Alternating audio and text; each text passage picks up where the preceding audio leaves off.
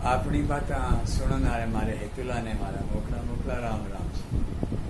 देखो यहाँ है कि आप लोगों ने बखत होता ही उड़ी बोलनी शुरू हो जाए कि भाई आज कहानी आई कि कोनी, तो बखत सारू देखो कि थारे कने कहानी मारी फूट पी रही है। पण एक चीज है कि मने थारी तरफ से थारे कहानी शू है थोड़ो सो कि यहाँ ओढ़ है कि मने थे कमेंट कर दे रहा हो चोखा चोखा कि भाई मारी कहानी थाने किसी की लगी, कोई कमी है तो वह बताओ। थे एक मायने मैंने जो भी बताओगा देखो थाने व्हाट्सअप नंबर दियो है, डिस्क्रिप्शन का मायने अपना नंबर है, थे वह नंबर पर और जो भी है थारी राय मन भेजो और बढ़िया होशी आपने बाने में शामिल कर से कार्यक्रम में कभी कौन माने के राय दी सगले श्रोताओं ताई ये बात में पुगानी भी है तो मान्यते आप भेजो, ठीक है। और कहानी जगी है वह है तो पुराने टाइम की, राजा के समय की, लेकिन वह आज के टाइम में भी सटीक बैठे। आपने आज वह अपनो कर्तव्य की है वो याद दिला है, आपने अपने कर्तव्य के प्रति सचेत करने वाली कहानी है। तो मैं आने आप कहानी अब सुनाऊं और घणो वक्त क्यों आप खराब करना बाता चिता होती रही। तो कहानी शुरू करा के एक पहला राजा जी आए राज्य गमाई ने बंक राज्य गमाई ने क्या हो कि एक बीमारी आ गई, बीमारी के ही एकदम से विकराल रूप ले लियो, महामारी को रूप। राज्य का जका वेद हकीम आप ऐसे आपकी तरफ कोशिश कर करके दाब गया, हाथ ऊंचा कर दिया, बोले राजा जी बीमारी को अभी माना को बेरो नहीं पड़ियो है कि आखिर बीमारी की है, दवाई तो आप जद करा जदी के बारे में कुछ जानकारी मिले और तो नयो ही कोई के बोलिया कर तुड़को है जो समझ में बारे है पण पे मैं शोध कार्य करने लाग रहा और जल्दी इनकी कोई दवाई बनाने की कोशिश कर। जनता का मायने बुरी तरह बात फैलन लाग रही और जनता परेशान, राजा बा से भी ज्यादा परेशान।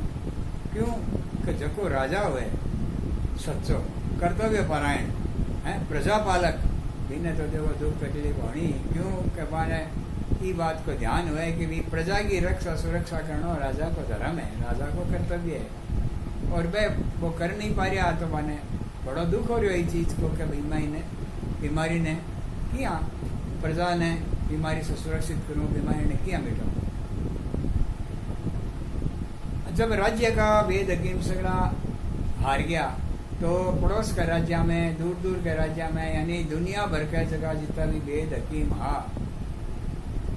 माने से ने बुलाओ दियो, माने से ने जानकारी करवाई कि भाई हमारे राज्य में ये टाइप की ये है, ये तरह की एक बीमारी होगी है और भी को कोई इलाज नहीं मिल रही है, तो थे हमारी प्रजा की सुरक्षा करो, अगर कोई का हाथ में इलाज हुए तो पधारो। लेकिन कोई भी इसो वेद हकीम को नहीं हो जगह का पास समझ में आई से हार गया भी बीमारी का आगे और वह बीमारी जगह महामारी को रूप विकराल रूप ले लिया। राजा जी चिंतित दरबार में बैठे कि एक साधु एक दिन वहां के दरबार में पहुंचे, आकर के बोलो राजन आपके राज्य में जो बीमारी है उसका इलाज मैं कर सकता हूं अगर आप और आपकी प्रजा मेरा साथ दें।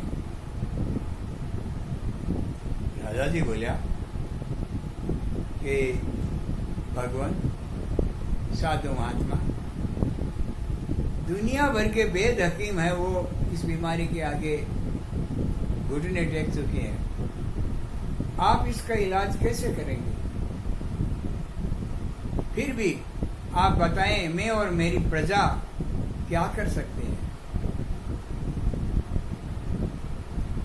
साधु बोलो कि राजन अगर आपकी प्रजा आपके कहे अनुसार कार्य करे, अपने कर्तव्यों का निर्वाह करे और सब ईमानदारी से कार्य करेंगे तो मैं आपको इस बात की गारंटी दूं कि 1 महीने में ये बीमारी समाप्त हो जाएगी। राजा जी बोलिया कि बताओ क्या करना है हमें। हालांकि 1 माह का समय बहुत बड़ा है, पर ना से हाँ जो हो वो अच्छा। 1 महीने का समय तो बहुत ज्यादा है, लेकिन अगर 1 महीने बाद भी अगर ये समाप्त हो जाए तो बहुत ही सर्वोत्तम, पहले हो तो और भी अच्छा। तो साधु ने जो बात कही वो ये है कि अपने राजन अपने राज्य के अंदर में एक राजकीय कुआं है, आप अपनी प्रजा में ऐलान करें कि सभी व्यक्ति 1 महीने तक रात्रि में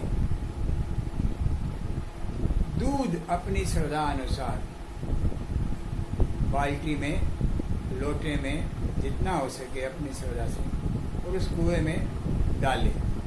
1 माह प्रतिदिन वो डाले, समस्त प्रजा। 1 माह होते ही आपका राज्य है वो बीमारी से मुक्त हो जाएगा। राजा ने इस बात को सुना और समझा और एक बहुत बड़े महाभोज का आयोजन रखा। उस महाभोज में समस्त प्रजा को बुलाया भोज के लिए और उनसे अपनी ये बात जो साधु ने कही थी वो कह दी। क्या कि भाई प्रजा अगर प्रतिदिन 1 माह तक दूध उस राजकीय कुएं में डाले रात्रि में, तो 1 महीने में ये बीमारी अपने राज्य को छोड़ देगी। सबने कहा महाराज हम तैयार हैं, आप आदेश करो। कब से करना है? बोले कल से। और भोज में समस्त प्रजा को ये सूचना राजन ने दी और दूसरे दिन से ये प्रक्रिया शुरू हो गई। रात भर राजकीय कुएं के पास से आना जाना लोगों का तांता लगा रहता, लोग दूध डालने के लिए आ जा रहे हैं रात भर। यूं करते करते 20-25 दिन हो गए। महीना समाप्ति की ओर था कि देखा कि एक बुढ़िया 1 बाल्टी में पानी भर के और सवेरा होने से पहले और इधर उधर यूं नजरें चुराते हुए कुएं की ओर दौड़ी जा रही है। एक व्यक्ति की नजर उस पर पड़ी, बाल्टी में देखा पानी भरा है और बुढ़िया ने जाके चुपचाप कुएं में वो डाल दिया और आके घर पे बैठ गई। और इस प्रकार 1 माह का समय पूर्ण हुआ। 1 महीना बीत गया, लेकिन बीमारी पहले से भी विकराल, समाप्त नहीं हुई और विकराल। साधु दरबार में आया तो राजन ने कहा कि महात्मन आपने जो कहा था वो कार्य हमने ईमानदारी से किया, लेकिन आपकी बात सत्य नहीं हुई। बीमारी है वो राज्य से गई नहीं, बल्कि और विकराल हो रही है, बढ़ती जा रही है। साधु ने कुछ समय के लिए आंखें बंद की, कुछ सोचा, ध्यान लगाया और फिर राजन से कहा, राजन क्या आप ये विश्वास से कह सकते हो कि आपकी प्रजा ने आपके आदेश का पालन किया था ईमानदारी से? राजा कुछ जवाब दे उससे पहले वो व्यक्ति जिसने बुढ़िया को देखा था, वो दरबार में बैठा था, उसने कहा, महाराज एक बुढ़िया ने कुएं में दूध की जगह पानी डाला था और शायद इसीलिए ये बीमारी गई नहीं। अब राजा को बड़ा आश्चर्य हुआ कि ऐसे समय में भी ऐसे काम। उन्होंने तुरंत उस बुढ़िया को तलब किया राजकीय बंदे गए और उसको लेकर के दरबार में आए। राजा ने पूछा उससे कि बूढ़ी माँ, आपने दूध की जगह पानी क्यों डाला कुएं में? देखो उससे बीमारी गई नहीं। यानी राजा ने बूढ़ी माँ से ससम्मान बात की और बुढ़िया ने भी राजा का सम्मान करते हुए जो जवाब दिया, राजन बड़ी गरीब हो, और जब संपूर्ण राज्य कुएं में दूध डाल रहा था तो मात्र मेरे एक के न डालने से क्या होता? ये सोचकर मैंने कि भाई जाना तो जरूरी है, नहीं जाऊंगी तो लोग कहेंगे गई नहीं, और मैं पानी की बाल्टी उसमें डाल देती थी। पूरे 30 महीने मैंने 30 दिन क्षमा कीजिए 30 दिनों तक मैंने उसमें पानी डाल दिया दूध की जगह। अब राजा साधु की ओर देखे और साधु राजा की ओर देखे। तो साधु ने राजा को इशारा किया आंखों से, तो राजन अपने सिंहासन से खड़े हो गए, साधु के साथ हो गए। राजा और साधु दोनों चलते हुए उस कुएं के पास गए और जाकर उन्होंने देखा कि कुआं ऊपर तक लबालब पानी से भरा है, एक बूंद भी दूध उसमें नहीं था। और देखते ही राजा सारी बात समझ गया कि बुढ़िया तो सिर्फ नजर में आई और पकड़ी गई, लेकिन मेरी सारी प्रजा ने पानी डाला। क्यों? जो बात बुढ़िया ने सोची हर व्यक्ति ने वही सोचा। पूरा राज्य दूध डाल रहा है, मेरे एक के न डालने से क्या होगा? हर व्यक्ति ने यही सोचा और पानी डाल दिया।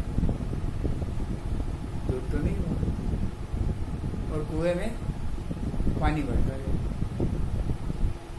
ये है आज की अपनी कहानी। अभी कहानी को सारांश की है आ कहानी आपने सीख के देवे। अब आवा आपा मुद्दे की बात पे आज आपनो कर्तव्य है कि है अपने राज्य के प्रति, अपने घर के प्रति, अपने समाज के प्रति, अपने देश के प्रति है, यानी आपनो के कर्तव्य है। लेकिन आपने दिमाग में एक ही बात आवे, मेरे एक का न करिया के उसी, बाकी तो सह करे ही है। जिया बुढ़िया सोचो, जिया जनता सोचो, नतीजो क्या हो? दूध कोई कौन गालियो, सब पानी गालियो आ सोच सोच के। आज आप वही करिए, कोई भी बात हो चाहिए। अगर देश की सुरक्षा की बात आवे तो आदमी क्या सोचे, मेरे एक क्रिया के उसी एकला चुना पुरुषो बाढ़ फोड़े हैं, मैं एकलो के कर लूंगा, या मैं एक नहीं कर सकूं कि है बाकी तो से है ही, बाकी तो से है ही। आज की सोच है ने आ कोई एक आदमी की को नहीं है, आ है सगला की, और सगला से आई सोचा है ना वो काम हुए कि तो जीरो गोड़ बिंदी तो ही बनी हुई। तो आपने अपनो कर्तव्य ईमानदारी से करना है, वो चाहे अपने परिवार के प्रति हुए, समाज के प्रति हुए, गांव के प्रति हुए, अपने तहसील के प्रति है, अपने जिले के प्रति है, अपने राज्य के प्रति है, अपने देश के प्रति है। अपना जितना जो भी कर्तव्य है आपने बने ईमानदारी से पूरा करना है, न कि आ सोचनी है मेरे एक का न कि के उस। भाई आज मान लो कि देश के ऊपर में विपत्ति आई, इमरजेंसी हुई, एक छोटा सा उदाहरण दे रहा हूं, और आपने यहाँ कह दिया भाई ब्लैकआउट करना है, और हर आदमी ध्यान रखो कि भाई रात ने कोई लोटियों ने चाहे है, क्योंकि दुश्मन का जहाज है वह बम घेर सके।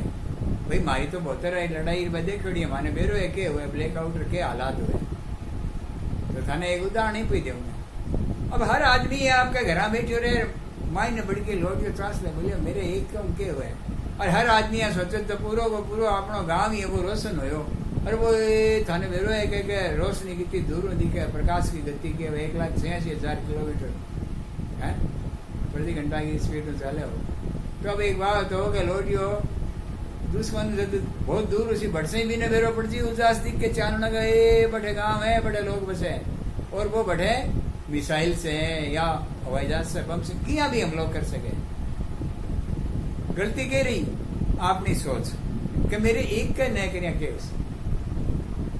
या अपने भी वो है कि भी चलो आप अपने मोहल्ले में गली गली घूम घूम करके देखा कि कोई जैसा तो कोई नहीं लोटियो आप निशाने कमा के भाई लोटिया बुझाओ रे चिमनी की ना चाशियो है रात ने कोई चिल को नहीं उजावे